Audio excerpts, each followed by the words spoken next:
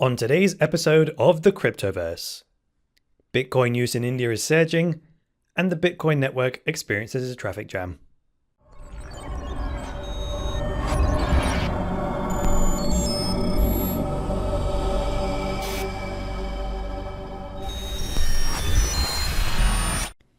Dash is the privacy-focused digital currency that offers transactions with instant confirmations.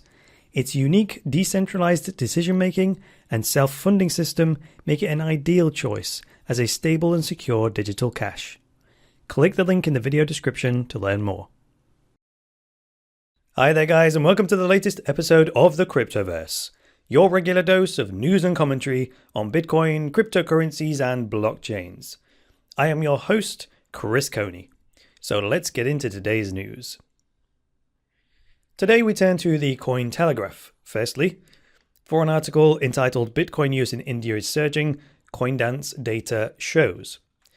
So this is going to set us down a little rabbit hole. Let's go. So it says the latest figures from LocalBitcoins show that there has been an increase in the number of users as well as the use of the world's top digital currency, Bitcoin, in India. According to Coindance, weekly local Bitcoins volume for Bitcoin rose by over 100% in the week of November 26th compared to the previous week. So if you don't know, localbitcoins.com is a really popular way of trading person to person among Bitcoin buyers and sellers, as opposed to using an online exchange, right? And then Coindance is this fantastic website that has all kinds of data on the Bitcoin network. So if we take a look at Coindance here, we see the India volume on local Bitcoins. And we see on the far right here, which is the week of November the 12th, we have this large spike. And that's the most recent data point. So no surprise there. Now, there's a lot of activity on the Bitcoin network right now, coincidentally. For example, if I flick over to this other tab I've got open here, this is actually better than it was last night.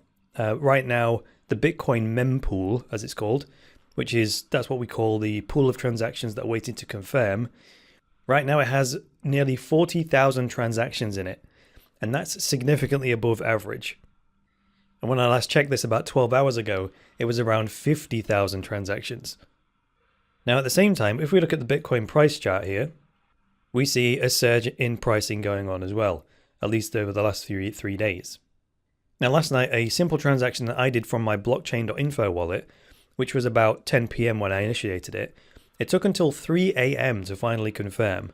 And that was while going with the recommended transaction fee that was calculated by the wallet. And it ended up being 18 cents transaction fee.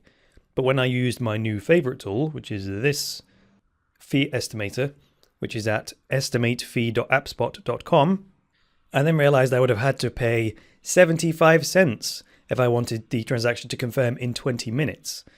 Ouch. You know, I think this is a symptom of the Bitcoin price going up as well.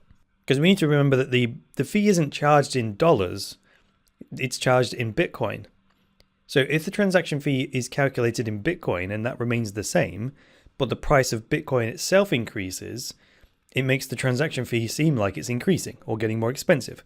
Which, as long as we're still earning most of our money in dollars, pounds, and euros, well, that's true. It is getting more expensive by that calculation. Anyway, this kind of chaos puts a spotlight squarely back on the old Bitcoin scaling debate. So if we go to another section on Coindance here, we can check up on our various proposals for increasing the Bitcoin network's capacity. And lo and behold, SegWit is now supported by 21% of mining pools. So that's definitely progress. And if you don't know what SegWit is, either you can go to Coindance and click on SegWit right here, or you can check out the link to this video, which is on the Litecoin Association YouTube channel, and in my personal opinion, is the single best explanation of SegWit anywhere. So thanks for joining me today, guys. If you liked this episode, hit the like button. If you disliked it, hit the dislike button. Please leave me a comment below with some feedback and get subscribed. And please support the Cryptoverse and boost cryptocurrency adoption by going to cryptoversity.com/podcast and becoming a patron. From as little as $10 a month, you can secure Cryptoversity's future, get unlimited access to all Cryptoversity courses, and access a private patrons-only chat group where you get direct access to me. That's all for today, guys. I will be back on Monday with another episode of the Cryptoverse. So until then, it's me, Chris Coney, saying bye for now.